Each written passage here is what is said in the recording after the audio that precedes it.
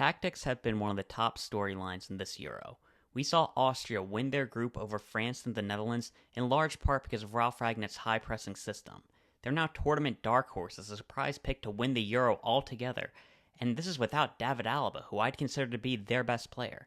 And they're not the only team affected by their manager's decisions. Germany has had a complete turnaround after Julian Nagelsmann was appointed. Before he came in, the Germans were looking like they might not have even qualified for the Euro if they weren't hosts. However, now that Nagelsmann's there, the hosts are looking like tournament favorites. The most interesting change has come from the Spanish.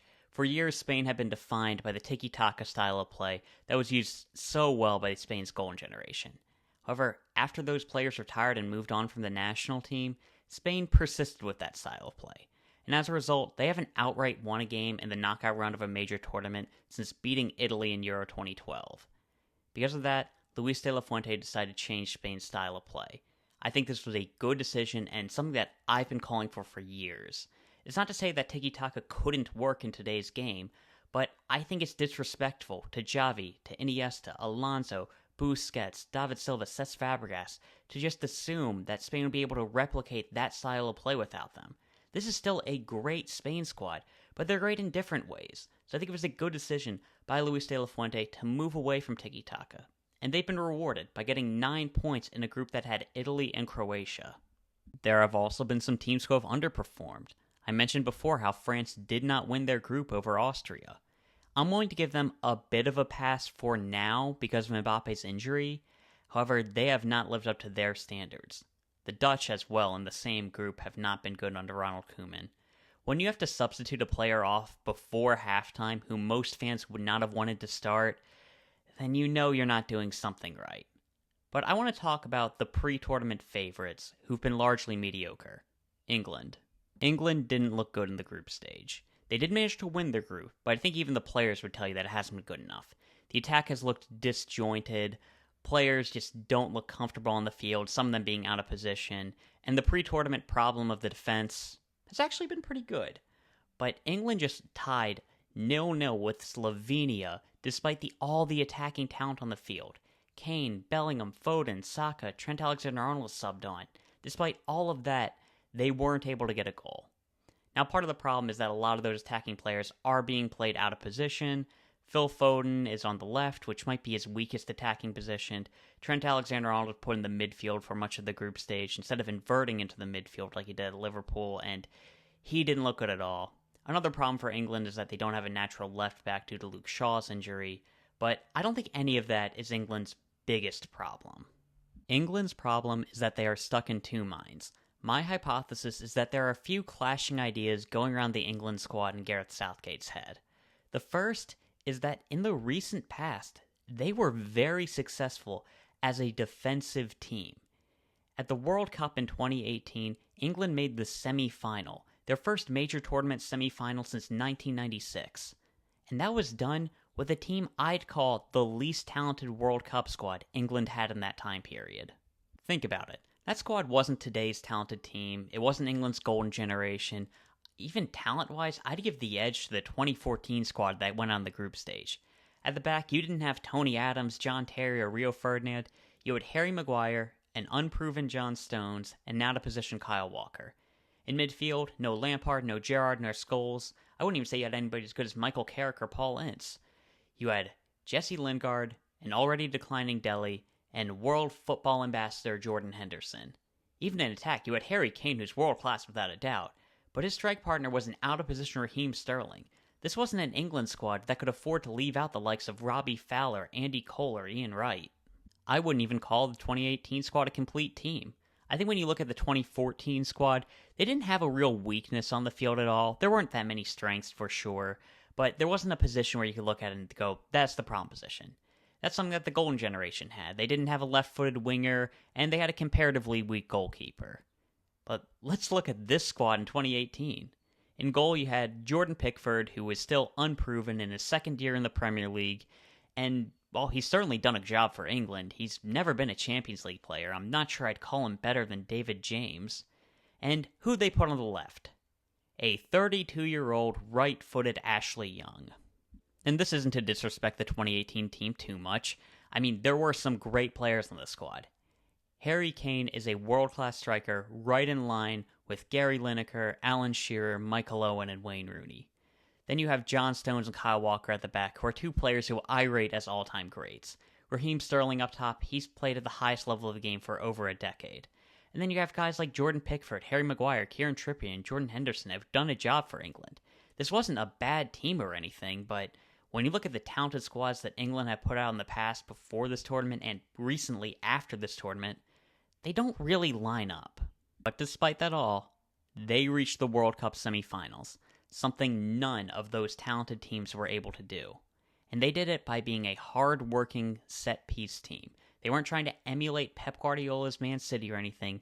They grinded out wins. And sure, the draw is favorable to England, but the fact remains, this team advanced further than any England team in over 20 years. And then Gareth Southgate's squad went and did even better at Euro 2020 in 2021. They avenged their loss against Croatia. They beat Germany, which England teams with players born after the end of World War II just don't do. And then they made it all the way to the final, their first time in a major tournament final since 1966. In the end, they lost to Italy and went home without a trophy, but it was a great foundation to build on heading into the next World Cup. But then, something weird happened. England got good. The process happened gradually, and we could actually see the start of it at the Euro. Declan Rice had become a starter and did a great job in defensive midfield, but he was just an upgrade defensively. What really changed things was the creative talents coming through. Bukayo Saka was able to make an impact on the Euro, and he was just one of the big talents. Phil Foden started emerging at Man City. Trent Alexander-Arnold was doing things that England had never seen a right-back do, and Jude Bellingham was beginning to show his stuff at Borussia Dortmund. And those are just the cream of the crop. I haven't mentioned James Maddison, Eze, Jack Grealish, and all the creative talents coming through. Now, talent-wise, England was back at the top of the world, on par with any squad in the entire world. Despite that, England regressed. They went on to the quarterfinals to eventual runners-up France. Now, this was a good French team, much better than any team England had been in the knockout round under Southgate, other than maybe Germany. But the fact remains, they couldn't beat France, just like they couldn't beat Italy. And in the game against Italy, I think the defensive style of play hurt England. I think that if they would have remained on the offensive after their first goal, they might have been able to win, but by sitting back, they allowed Italy to take over the game, which led to their victory. But that wasn't the case against France. England had the ball for long periods, outshot France, and even won the XG battle. This was a good match, but they still went home. This is unlike the previous Southgate squads, who were able to survive and advance despite less than stellar play. This more talented team with a slightly more attractive style of play went home early. And I think that's what still haunts this current England team to this day. England is probably the most talented team at the Euros. They're definitely the most talented in attacking areas. But Southgate has only won while playing defensively. This has led to a team that's stuck in two minds. You have these world-class attacking talents who play positively at their clubs, who fans and the media want to see on the field, but also a manager who, not unjustifiably, thinks the best way to win at a major tournament is to play conservatively. And that has caused what we've seen this Euro. In the first two games, England went up a goal early and then struggled or failed to keep that lead. And against Slovenia, they couldn't even get a goal. What I see is that after the first goal, England will take their foot off the gas. They won't park the bus, but they're not going to push for the second goal. They're going to be playing defensively for large portions of the game, which is a problem as Southgate has selected all the attacking talents. The front five is Kane, Saka, Foden, Bellingham, and Trent. Bellingham is a pretty good off-ball presence in midfield, but Southgate's having him stay higher up the pitch, which is an understandable decision. However, his partner in midfield is Trent Alexander-Arnold, who doesn't provide much of anything defensively, which has led to England being exposed.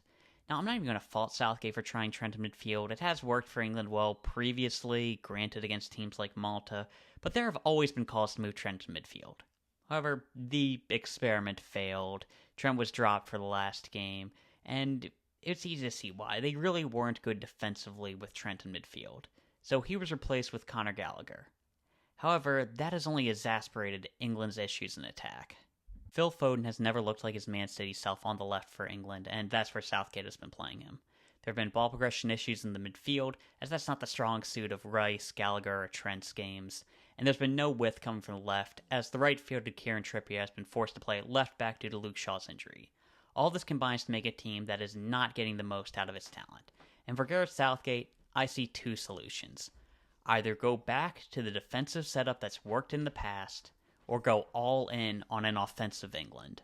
As I've said, right now the team is caught in two minds. England has all this attacking talent on the field, but if they score a goal, they take their foot off the gas. And that can lead to them getting overrun, as Declan Rice is the only defensive-minded player in the entire front six. Because of that, I think England has to either commit to their old defensive style of play or go all in on an attacking style. I think I'm going to start with the attacking one because that's more fun to talk about. I made a video in the past talking about a hypothetical attacking England, but there have been a lot of injuries since then, so I don't think that idea is viable anymore, so this is going to be a completely new setup. My idea would be a back three in line with Oliver Glasner's Crystal Palace. This in theory could allow all the attacking talents to remain on the field. In particular, I'm excited of the front three of Harry Kane with Jude Bellingham and Phil Foden behind him in attacking midfield. I like this as Bellingham and Foden are both huge goal threats that benefit from being higher up the pitch, but this role allows them to be creative as well. I think they could easily replicate what Elise and Eze have been doing for Crystal Palace, and they'd have even more support behind them. Trent could be moved out to right wing back, a position that's much more natural to him, allowing him to attack from the right, which he's done so well for Liverpool. Kyle Walker would stay on the field as a right-sided centre back, where he's done well for England in the past. That does leave an opening in midfield, but that's just an opportunity. Thinking back to Crystal Palace, I'd like to put Adam Wharton there. I think he provides the ball progression and defensive solidity that England needs, and there really isn't an English player like him. Now, Kobe Mainu did do well in this role previously, so I think he could do well, but in my admittedly biased opinion, I think Adam Wharton would do the trick. He is a young player, but he did well for England in his previous cameo. I think he'd do even better in this system with Declan Rice partnering him than Will Hughes. I think this move solves all of England's problems, or at least most of them. England would still have a problem on the left. There is no natural left back in this England team, assuming Luke Shaw is still injured, and having a left-footed wingback is crucial to the system. The only ideas I would have is to play Trippier in a left wingback role, and he hasn't done particularly great in the left-back position for England, or you can move Saka to left wingback. I've seen this idea floated out previously, and I understand why. He's a left-footed player, we want to keep the attacking talents on the pitch, and he has played left back before when he was a younger player at Arsenal. But after moving Trent to midfield worked out so poorly for England, I'm not sure if we want to make another huge experiment like that with Saka. It would definitely be a risk. I think that setup would get the best out of England's players, but to switch tactics and formation this late into a tournament is a huge risk. Now, I think Southgate has nothing to lose, fans and media are already gunning for him, but to put Saka at left back is a pretty big decision. And to do so to unleash Phil Foden, who hasn't ever looked good for England, is a pretty big call. But with Luke Shaw injured, that's the only way I see England being a good attacking team. So, how about a defensive one? This would be a transition team that doesn't attempt to control the ball, which is something I've criticized top teams opting into in the past, specifically with Erik ten Hag's Manchester United team. I think that's a much less reliable strategy than controlling possession, and it led to their terrible league performance. But it can work in cups, and in the international game, France has found success playing this way, and Spain has been the Euro's best squad after abandoning tiki-taka. There's precedent for this working. So what would England need to do to be a good transition team? Well, they have to drop some of the creative talents. For one, I don't see a spot for Trent on this team. Due to his weak defense, I don't think there's any position on the field where he could be played. In addition, I think one of Foden and Saka have to be dropped. This is because there's going to be a team that's playing on the counter, and when you're on the counter, it's easier to score as a inverted winger. And England have the unique problem of having three, including Cole Palmer, amazing left-footed attackers. This is a weird problem to have. Being right-footed is so much more common that teams will often sacrifice talent for balance to put left-footers on the pitch. I mean, look at England's left-back crisis right now. And this is especially the case for English players. Foden and Saka are England's first good left-footed wide options since John Barnes. And I don't mean great, I mean good.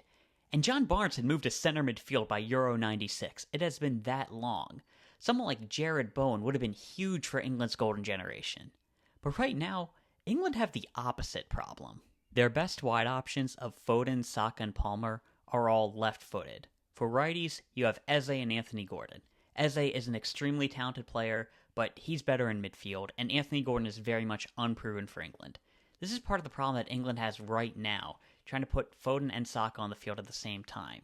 Both are better operating on the right if you're not going to have Phil Foden in midfield, and Foden just hasn't been like his Man City self when he's been playing on the left. And this is just an aside, but if Southgate keeps the same system, could he at least switch which side Foden and Saka are on? I mean, Saka's been at his best for England when he's been putting in crosses, something he'd be better at on the left, putting in crosses with his dominant foot. Meanwhile, Foden has been tucking inside from the wing, something that hasn't helped the team's balance at all, because behind him you have Kieran Trippier, who also has to cut inside because he's right-footed. That would be a lot better if Foden was on the right, and he could tuck inside and have Kyle Walker come alongside the flanks beside him. And even if that wasn't the case, wouldn't you want the better goal scorer to be tucking inside? And Foden's been a better goal scorer than Saka this past season, so wouldn't you want that to be him on the right? I don't know, that's just been something bugging me when I'm watching England. Anyway, the point is that when you're playing on the counterattack, you'd like to have wingers who are able to cut inside and be a goal threat. And in addition, you'd want somebody with the explosiveness that Saka has. And because of that, I'd drop Phil Foden from the team. And his replacement would be Anthony Gordon starting on the left, cutting in on his right foot, with the athleticism that he brings. I think there is a case to be made that you could start Phil Foden over Jude Bellingham in midfield, but with how Foden hasn't performed particularly well for England, I wouldn't be prepared to make that sacrifice and drop Jude Bellingham from the team, so Phil Foden would be dropped alongside Trent Alexander-Arnold. Alongside Bellingham in midfield, you would definitely have Declan Rice, but the third member's a bit harder to name. I'm still a huge fan of Adam Wharton, and I would definitely argue for him, but this is a team that's going to be taking very little risk, and for a guy who hasn't played at all in the Euro, it's tough to argue for him to be in the team in this setup. Conor Gallagher is another option, but I do think there's a bit of a problem in that he likes to play a bit further up the field, and Declan Rice is typically a lot better when there's somebody deeper than him or somebody at least beside him in midfield. However, with Jude Bellingham playing in a bit more of a defensive role, and this team being a bit more defensive, maybe Gallagher and Rice could work. I still think that Adam Wharton is the best option, but to overcompensate for my Crystal Palace bias, I'm definitely going to throw Conor Gallagher up there.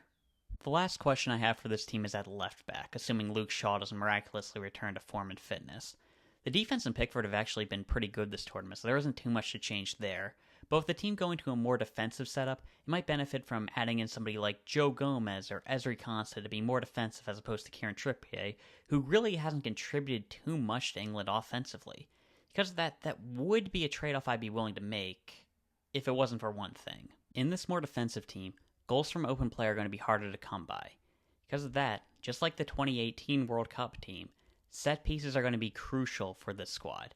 And Kieran Trippier is England's best set piece taker since I dropped Trent Alexander-Arnold.